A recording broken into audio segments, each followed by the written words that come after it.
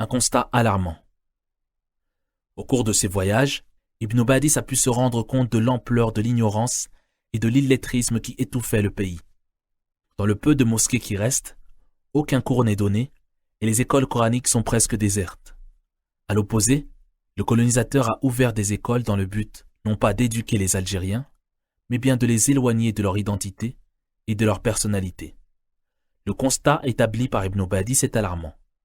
Ce serviteur, il parle de lui-même, a eu l'occasion de constater, il y a quelques années, que ce pays était à la limite de la disparition. Il n'avait pas d'école pour l'instruire, ni d'hommes pour le défendre. Nos enfants alors ne se rendaient que sur les bancs des écoles étrangères, qui ne leur donnaient généralement que des miettes de savoir et emplissaient leur cerveau de banalités, si bien qu'en les quittant, ils se retrouvaient ignorants de leur religion, de leur langue, de leur identité, voire ils les niaient.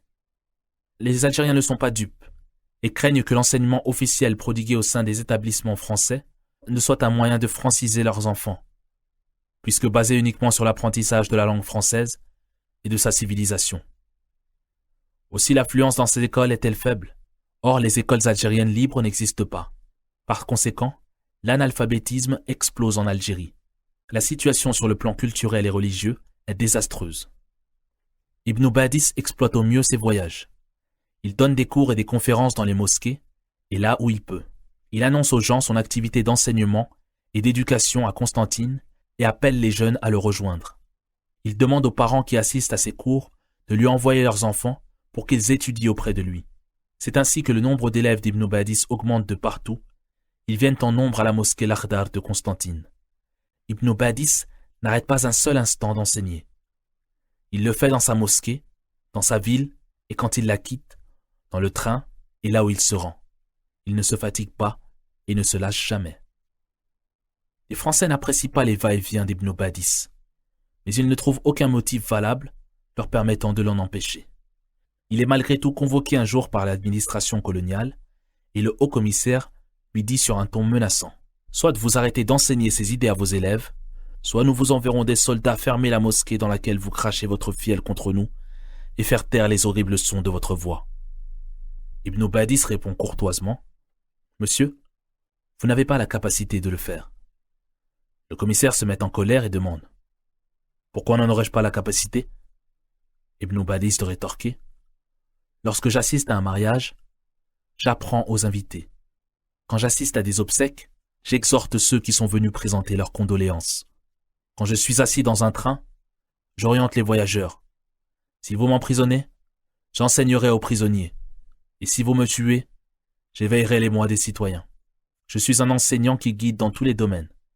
Le mieux que vous puissiez faire, monsieur, serait de ne pas toucher à la religion et à la langue de ma nation. » Ibn Badis étant né sous l'occupation coloniale, il sait de quoi il parle. Il a vu le colonisateur envahir son pays, avec ses pensées et son armée, et faire tout son possible pour dominer l'Algérie, ses terres et son peuple, sa culture et sa civilisation, sa religion et son histoire. La France va chercher à détruire les fondements d'une société entière afin de la soumettre à sa domination. À travers sa politique, la colonisation vise à écraser la société musulmane algérienne en la dépouillant de tout ce qui la compose et fait qu'elle diffère de la France. Aucun aspect n'est donc négligé. Aussi petit soit-il, tout ce qui permet au peuple de se distinguer est visé. Il faut l'effacer, le faire disparaître entièrement, sinon le déformer au moins. N'oublions pas que l'objectif de départ du colonisateur français est de christianiser l'Algérie comme nous l'avons vu. Le cardinal Lavigerie n'annonçait-il pas en 1930 « L'ère du croissant en Algérie est terminée et celle de la croix commence, et elle continuera pour toujours ». Il nous incombe de faire du sol algérien le berceau d'une nation chrétienne dont les recoins sont illuminés par la lumière d'une civilisation dont la source sera inspirée par l'Évangile. Fin de citation. Dans cet esprit, les Français transforment certaines mosquées en églises, en détruisent d'autres, en interdisent l'accès à d'autres, et certaines sont changées en casernes militaires. En fait, à peine le colonisateur avait-il foulé le sol en Algérie, qu'il avait décelé aussitôt la dangerosité du message véhiculé par les mosquées et les écoles coraniques dans la préservation de l'identité nationale algérienne. Car ces établissements ne se limitaient pas seulement au culte d'adoration. Ils étaient aussi des centres d'éducation, d'enseignement et de formation. Donc pour parvenir efficacement au but que s'était fixé la France, il fallait frapper à la source, c'est-à-dire l'enseignement. C'est ainsi que de nombreuses écoles d'apprentissage du Coran et de la religion disparaissent, alors qu'elles étaient prospères avant la colonisation. L'enquête officielle d'Albert de Voux nous apprend en 1865 que des 132 mosquées grandes et petites qui existaient à Alger avant 1830, nous n'en avions laissé que 12 au culte musulman. Détruites ou consacrées casernes, hôpitaux, écuries, bains publics, magasins, couvents, églises catholiques.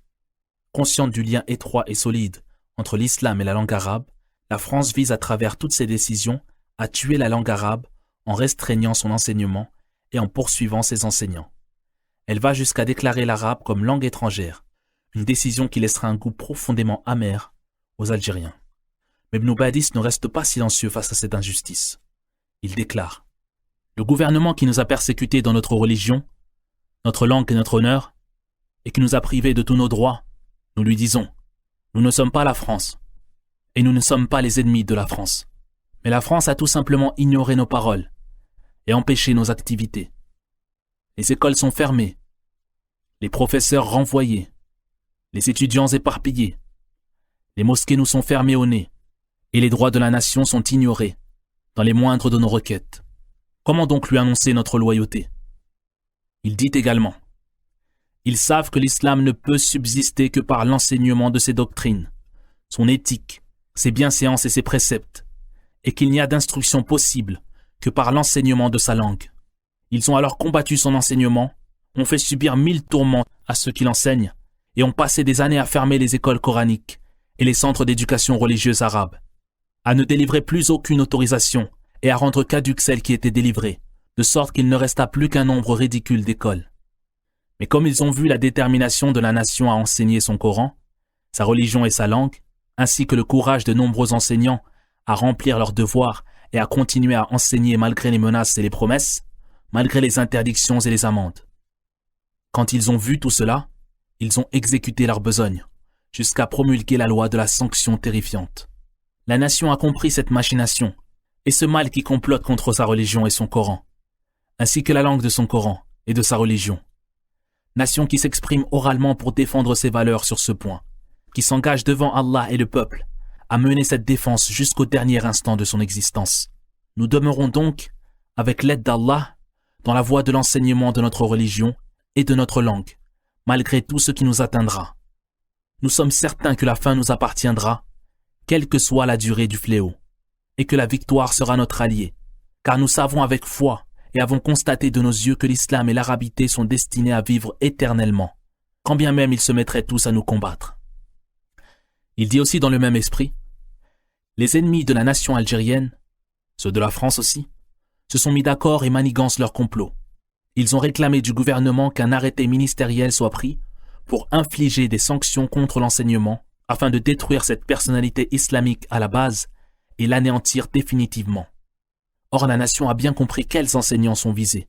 Ce sont les enseignants du Coran et de l'islam, ainsi que la langue du Coran et de l'islam, parce que ce sont eux, toute la nation le sait, qui s'opposent et se soulèvent, résistent et raisonnent, alors que les autres enseignants des langues et des religions, les promoteurs du christianisme dans les monts, les déserts et les montagnes, parmi les fils et les filles de l'islam, sont en paix et en sécurité, ou plutôt soutenus, matériellement et financièrement. Par Allah, nous avons bien compris ce qu'on souhaite nous faire. Aussi déclarons-nous aux ennemis de l'islam et de l'arabité notre détermination à la résistance légitime. Nous continuerons avec l'aide d'Allah à enseigner notre religion et notre langue, malgré tout ce qui nous atteindra. Jamais rien ne nous détournera de cette voie. Autrement, nous contribuerions à anéantir l'islam et l'arabité de nos mains.